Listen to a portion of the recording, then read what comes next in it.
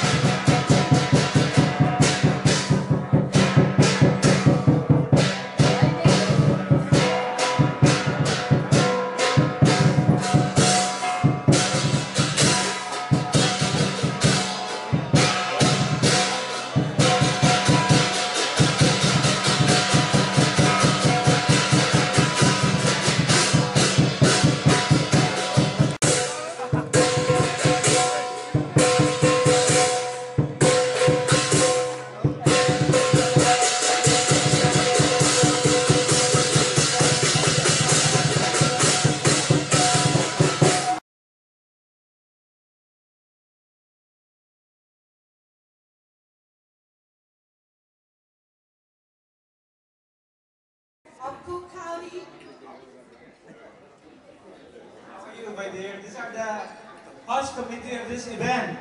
Cristina, Nonato, and Suey. Give them a great hand.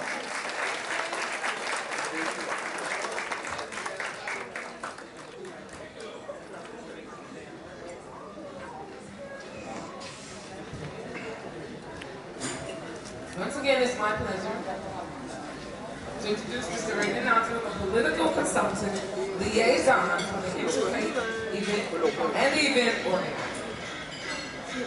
Good afternoon, everyone. I want to thank you from the bottom of my heart for making this a success for JB and Juliana.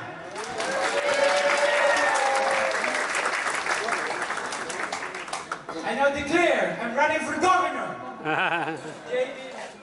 JB's glasses.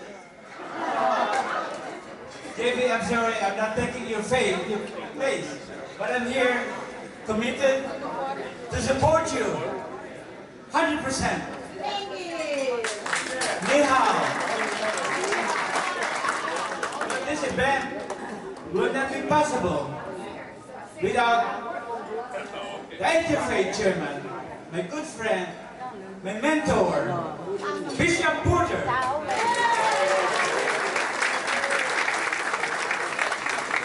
I want to acknowledge the elected official who made the time to be here with us. Alderman of the 3rd Ward, Pat Dowell.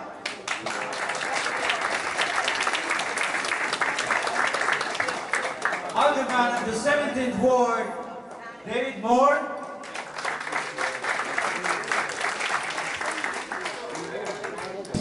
Justice Nathaniel House. And sub-circuit candidate for judge, Miss Robin Schaffner.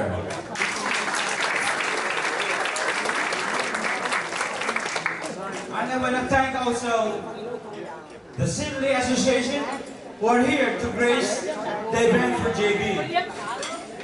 Courtesy of Suey, the Social Welfare Director of 3 organizations.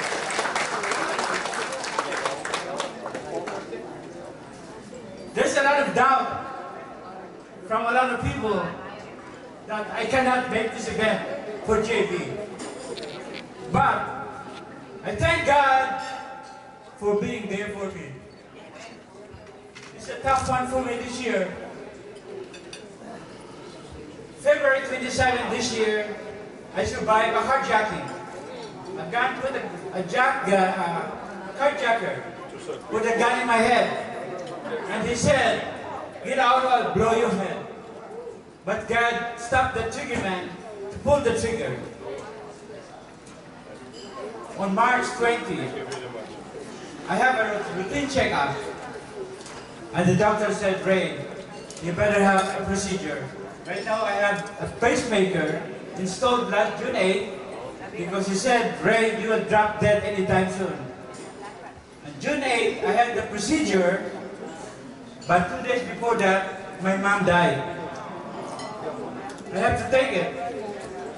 On the day of the surgery, the nurse told me, "Somebody wants to see you."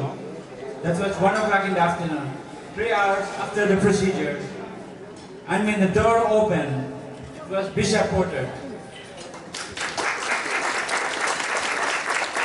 And his words departed in my ear. He said, "Ray, get ready. I will hook you with JB." That's really amazing. Because next day, I was discharged. God is good. So, it's an honor for me to be in front of you, to let you know, all of you, the bishops, the seniors, the media men,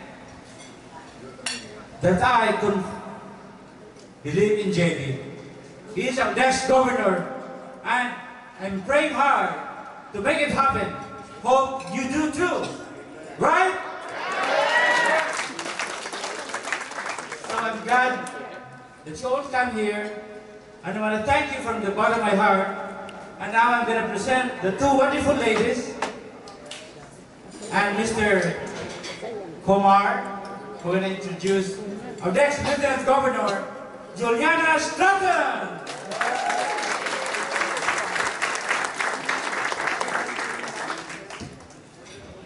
Most magnificent entrance into any event that we have ever had. With the dragons, and that was just the best, so thank you so much for that. And thank you all for being here this afternoon. I'd like to thank the Interfaith Illinois, to Ray Nonato, to Bishop Porter, all of the elected officials in the room, and all of you. What I took from Ray's comment is that you all are praying for us. And we know that prayer changes things, and we appreciate your prayers, JB and I both. For those of you who don't know me, I am Juliana Stratton, and I am thrilled to be on the ticket as Lieutenant Governor with JB PRITZKER. And like JB, I've been serving the public and solving problems and fighting for what's right for my entire career. I've worked to reform the criminal justice system, have fought for women's rights, fought for education and for our working families, and you all should know how awesome it is to have someone like JB who has been doing the exact same work for his entire career. Now, I haven't been in Springfield for very long, but I do know in the short time that I've been there that we have not had the kind of leadership that our state deserves. And our communities have been hurting, our families have been hurting, our businesses have been hurting, and now we have someone who is going to help us turn our state around, and he is going to be the next governor of the state of Illinois. So I'm going to ask all of you to join me in welcoming JB PRITZKER, our next governor.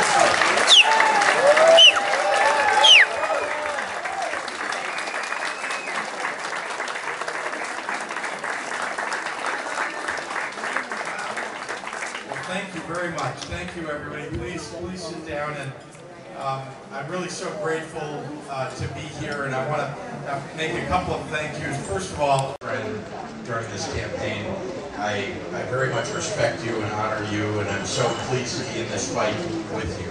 Thank you. Thank you.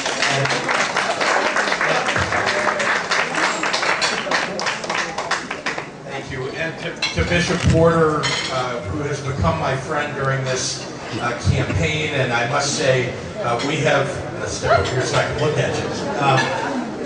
And I must say that I've learned a lot from you, and I very much appreciate your guidance, your advice, and your help during this campaign, and so much of what we have to do together going forward, I look forward to. And thank you. Thank you. And to all of you, thank you for spending your lunchtime here. And of course, the food is spectacular, although, you know, when you're a candidate, you don't get to eat very much. But it's okay, I've eaten quite a lot during my lifetime, so I could skip a few. Let me first say about this campaign, we have a lot of work to do together. We have so much that we need to do to repair the state of Illinois. There has been so much damage done by the current governor. We are facing an abyss in this state, a challenge that we've never seen before, and much of it brought on by the current governor, who unfortunately believes that he can break us and get us to believe that we don't need to live up to our obligations to our seniors who have pensions due to them, that we don't need to step up to the obligation of educating our children in public schools. A governor who wants to diminish health care in the state and does not want to expand it. A governor who is unwilling to stand up to the greatest threat that I've ever seen in the presidency of the United States, standing up to Donald Trump. We have work to do. We have work to do, but we must do it together. All of us together. I love looking around this room and seeing and meeting people from all backgrounds. because that's what it's going to take. All of us working together. There are those of you in the room who have immigrated to the United States and who are here because you've chosen to come. And we should be a state that welcomes you. There are those here who have been here your whole life and whose parents or grandparents emigrated to this country. And I want you to know that this state will stand up for you and help you to build a better life for the next generation too. And then there are those who were brought here not of their own choice, whose ancestors were brought here not of their own choice, but who are here and who are patriotic Americans, who are fighting for a better life for themselves, for yourselves, and for your communities. And I want you to know that I stand up not only for you and for building a better life for your children and your grandchildren, but also for protecting your rights and your right to free speech and your right to stand up against racism and bigotry and intolerance in this country.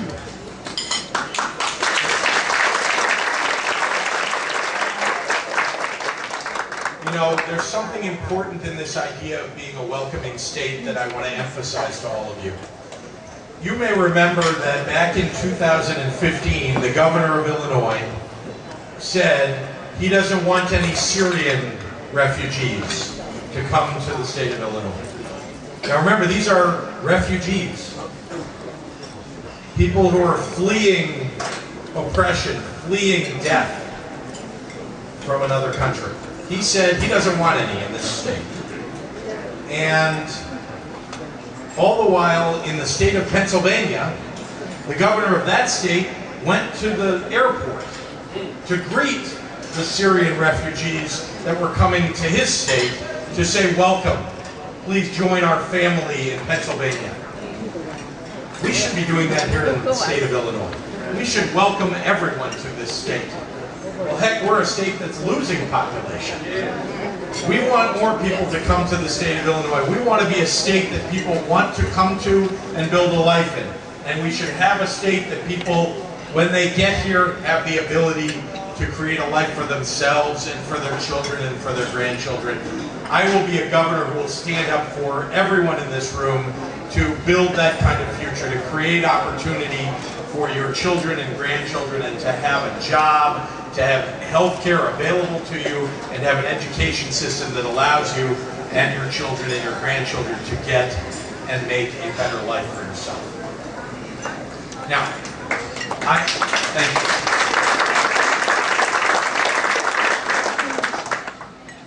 I want to tell you that when I was thinking about running for governor, I really had not put very much thought into it when my name appeared in the newspaper as if I was going to possibly be a candidate for governor. And my wife didn't know anything about this. So I was very concerned that she would read in the newspaper, you know, that I was thinking about running for governor. And before she had noticed the article, Bruce Rauner started attacking me. I wasn't even a candidate yet, and I was under attack.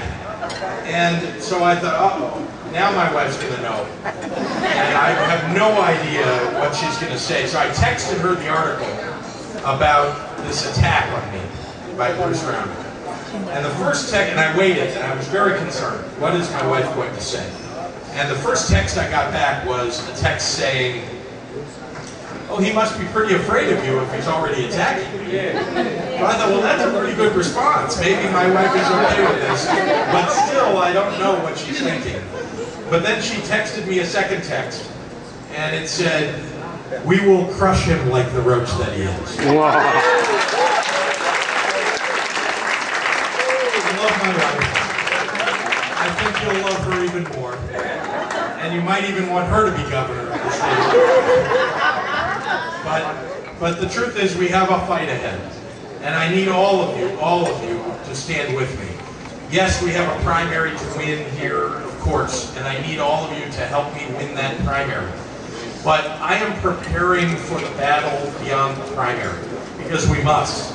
We must prepare ourselves for the battle beyond March.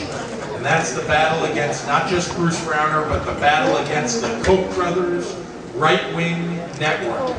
They want to destroy wages in this state. They want to destroy labor unions in this state. They want to lower workplace safety in this state. These are people who do not care about the people of Illinois. They only care about profit. And Bruce Browner is on their side. In fact, you may remember when he decided to run for governor, he put on a Timex watch, and he bragged about his Timex watch. And then he bought himself a plaid shirt. You remember? I think he bought it from LL Bean. And then he bought himself a Carhartt jacket that he sends to the dry cleaners. And then he rode around on a Harley Davidson all over the state of Illinois, pretending that he's not from Winnetka. And then he got elected. And from underneath that Carhartt jacket, after he got elected, he pulled the hidden agenda. And that's that Koch brothers right-wing agenda. And guess what? They need him to get reelected in this state, because if they do, they will in fact be able to lower wages in this state, destroy unions, and make workplaces less safe. We will not let them. We will not let them do that. We will defeat Bruce Browner in 2018. We must. So I want to thank you all. I want to thank you all for coming here today, for joining the fight with us. I want to make sure that you take notice. I have the best lieutenant governor partner in this campaign that anybody has ever had in State Representative Juliana Stratton. I want to thank my partners who are elected officials here. Many of them have been called out. I especially want to call out my good friend who's been involved with this campaign since very early on, Alderman Pat Dowell.